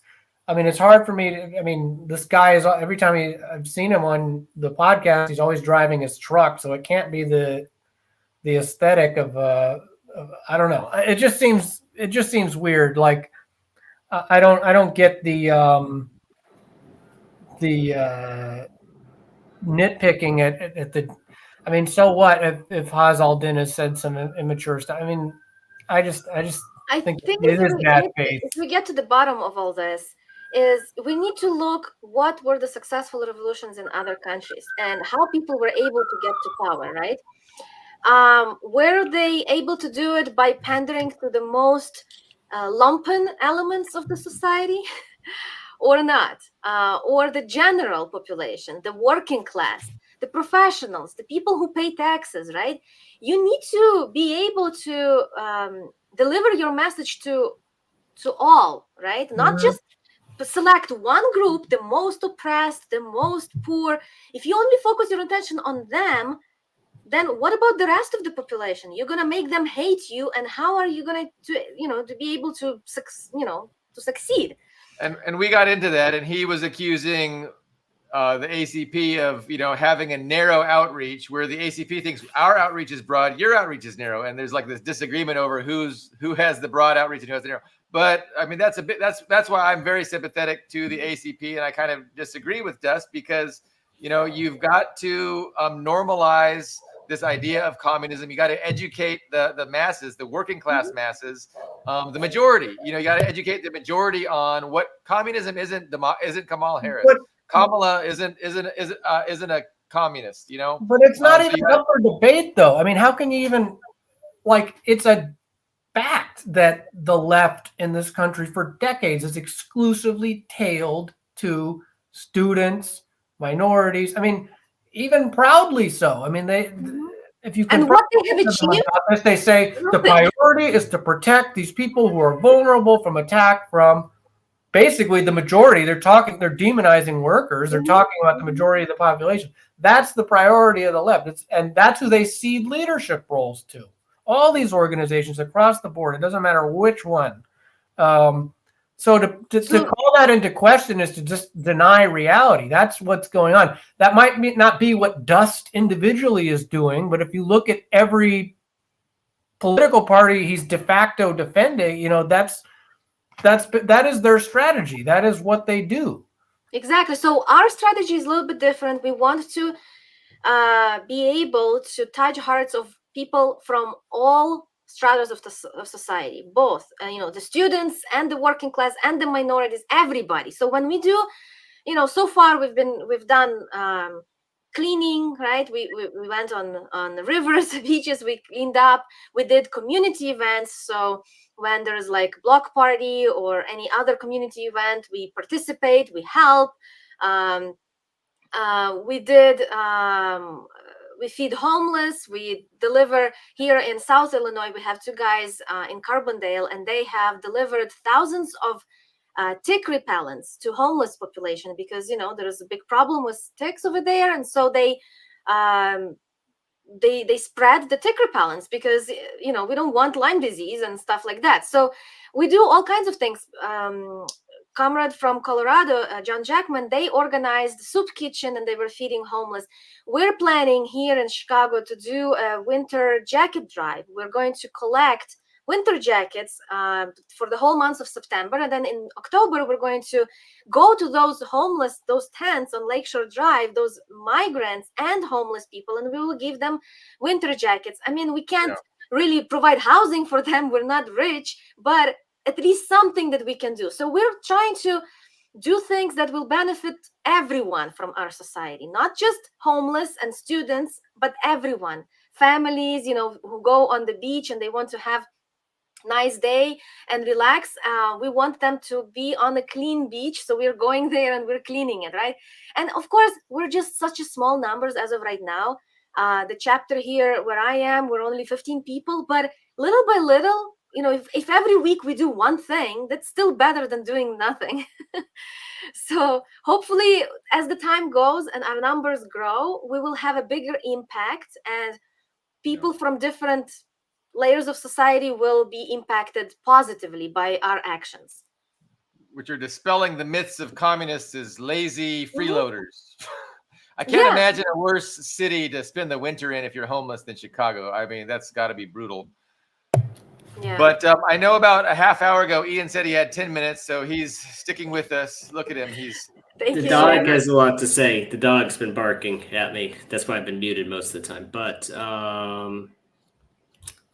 what do you guys think? We mentioned immigration. We mentioned the ACP. What do you guys think of the developments in the U.S. presidential election? Because I think there's been a debate on this show between us, the co-hosts, and some of the guest speakers. I know Billy Bob seems on the fence about it. I've been saying that it's very clear Kamala Harris is the pre-selected candidate who's supposed to win. And the reason why I am not persuaded by the idea that big business is behind Trump and he's going to win is because there is too much at stake. There's the border issue, there's Ukraine, there's Taiwan. There's so many very important issues that even NATO allies are concerned about. I can't imagine that they would drop the ball so bad that they would have Trump back in office, who could potentially screw that up. No, you've convinced me, Ian. I am on in your. I agree with you. What about Max? Well, I think it could go. I'm sort of on the fence because on the one hand, I think that the Democratic Party, like this is like kind of similar to what Slava was saying very early on in the podcast, but the Democrats really need Trump to legitimate themselves. I mean, I almost think they want him in office because it's the only thing they have to run on left. I mean, they green-lighted a genocide. I mean, you got these people saying, we need to vote for Kamala because Trump is going to be even worse. I don't know how he could possibly be worse on Gaza. I mean, I don't know if they're implying that he's going to use nuclear weapons.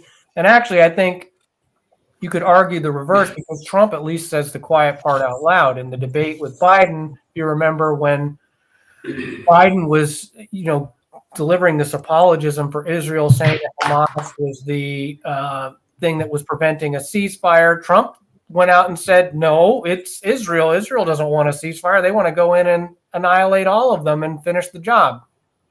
I mean, to me, it's better for the Palestinian cause to have somebody like that in office, because at least he's openly admitting what's really going on. I mean, that's why they don't like him. They see him as a loose cannon and a bad manager of empire who's like this PR disaster because he says stuff like that, or like that we're going to keep the oil in Syria. But, you know, so on the one hand, I think that the Democratic establishment really needs Trump to legitimate themselves, because, you know, they didn't protect, you know, they didn't codify Roe versus Wade. They didn't they didn't deliver on student loan debt and all these wedge issues that they constantly run on every 4 years. And so on the one hand, I think that they need him, but yes, especially if you look at the last election, the steps that they took to clearly prevent him from winning the last time, whether or not you want to believe that they actually messed with the vote itself is irrelevant. They clearly that you do. We don't believe that you do. Go ahead. But so I don't know. I mean, I think it could really go either way. And obviously, you know, Israel to some extent, I think, or at least Netanyahu wants to keep Trump in office. You mean keep Harris in office? No. Oh, I'm sorry. Yeah, put Trump in office. I'm sorry. Yeah, because, you know, Trump is out and out. You know, there was the moving the U.S. embassy from Tel Aviv to Jerusalem, the scrapping of the Iran deal. You know, he's even more pro-Israel than Biden and Harris are. So I don't know. And Israel, you know, I think another factor that we have to consider is that, you know, colleges are reopening for school, you know, right now, that the student protests could reignite closer to the election day. And that could be a factor, you know, that could see the numbers for Harris go down, especially in these swing battleground states like Michigan, where it could get really close. So if the student protests, I mean, people are not happy with Kamala's, you know, she was supposed to deliver some kind of rhetorical change to Biden's Gaza policy, and that clearly is not the case. So I think people are probably gradually going to wake up about that. I don't know how this election is going to go. I really don't know. And there's also the factor that it seems to me like Trump is scared. After the assassination attempt, I'm not even sure he wants to win. I mean, that J.D. Vance pick was a disaster. He's really bombed with Trump's base. Is that actually true, though? I mean, I know the media said that 100,000 times from the first moment he picked J.D. Vance, but is that just watching the rallies, I mean, when he's spoken, it's not been a good reception, and I don't think that RFK got better reception when he joined the Trump's team. People were welcoming RFK a lot. Like, I think that was a smart move. I think Trump actually did that to make up for the J.D. Vance pick. Exactly. Yeah. I was surprised that he didn't actually pick RFK as his VP. I mean, that would be a better, smarter move. Well, you know, the main thing is, so the main argument for Trump winning is that the Democratic establishment needs him as an opponent. Well, my question for those who argue that is if Kamala Harris wins the election, I mean, that was in the news today. She said she would hold Twitter, Elon Musk, and X accountable, which a lot of people interpreted as she's just going to shut it down, like they're threatening to do with TikTok. So my question is, if they shut down TikTok, if they shut down X, formerly Twitter, and shut down Telegram as a secure communication, and if they crack down on VPN, if you do a protest, they can lock your bank account. If they do all these things, I mean, are they even going to need an opposition figure anymore? I mean, what more would they need to do at that point? Mm-hmm. I think that's what it's going to. That's their agenda for sure, to control every aspect of our lives. And during the last 4 years, we have noticed how they have been moving in that direction with COVID. So I'm not sold, like kind of like Max is saying, I'm not sold on the fact that Kamala is going to become, because on one hand, it feels like they need Trump so they can use him as a scapegoat and they can just blame everything on him. But on the other hand, he is uncontrollable. So I have a feeling that they may allow him to win, and then they're gonna do something, something that he fails miserably, and then they're gonna do. I guess my point I'm making is that, I mean, they have so much control, and if Kamala wins and she can sign any executive order they want, they'll already, because control opposition, having an opposition figure that you can galvanize your base with makes sense when you're climbing to power. But when you're already in power, it doesn't make sense to willingly let someone, your enemy, get into power.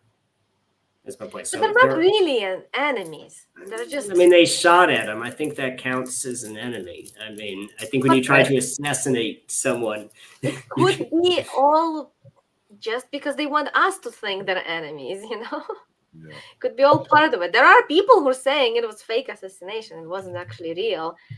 Of course, I'm not an expert to argue about all the details, but anything is possible. I mean, they're capable. We know they're capable of doing all of these things that we're talking about. But I just don't think Kamala is any, like some people say, oh, she's such a intelligent and she. No, she's not. No, it's true. No, she's dumb as a rock. Every speech she's having, she talks about the unburdened, what has to be unburdened, and some word salads. It just doesn't make any sense. So she's just a puppet. I don't believe in her having any power. She's just a tool that they're using. A figurehead, yes. Yeah. So anything else we want to hit before I take the dog outside? I'm just trying to, process everybody's opinions on the election. I mean, I don't know. I'm not sure that, our electoral system is really up to the voters. I think there might be, ways to assure a victor in the election, regardless of how everyone votes. So I'm not sure it's up in the air right now, but it does seem that, the Kamala plan has been in process for a while. And like, I don't see that they would just that's not the person that the majority, the consensus is wanting in power. And because they want them, I'm not sure they're going to let the voters, take that away from them. But it's not the first time that they have been doing this. Remember Hillary? She wasn't the first choice. They wanted her, right? And they were pushing her. They were surprised. I think they were caught off guard. Yeah. And I don't think they're off guard this time. I think they're aware of Trump, and I think they were caught off guard by Trump the first time. But it's all speculation. And I've changed my opinion. Like I was speculating a couple months ago that by 2025 it'll be JD Vance as president because Trump will win, and then they'll get him out, and then they'll have JD Vance there. So I change all the time too. But it's speculation. I appreciate Max and Slava joining us. I know Ian's got to get going. And I thank all the viewers and all the commenting. Dust was commenting a lot at the beginning. He must have had to jump out of the truck and actually do some unloading or something because we haven't seen it. But we will reconvene on Friday. And just thanks again for joining us. We will see you then. Goodbye. Okay, that was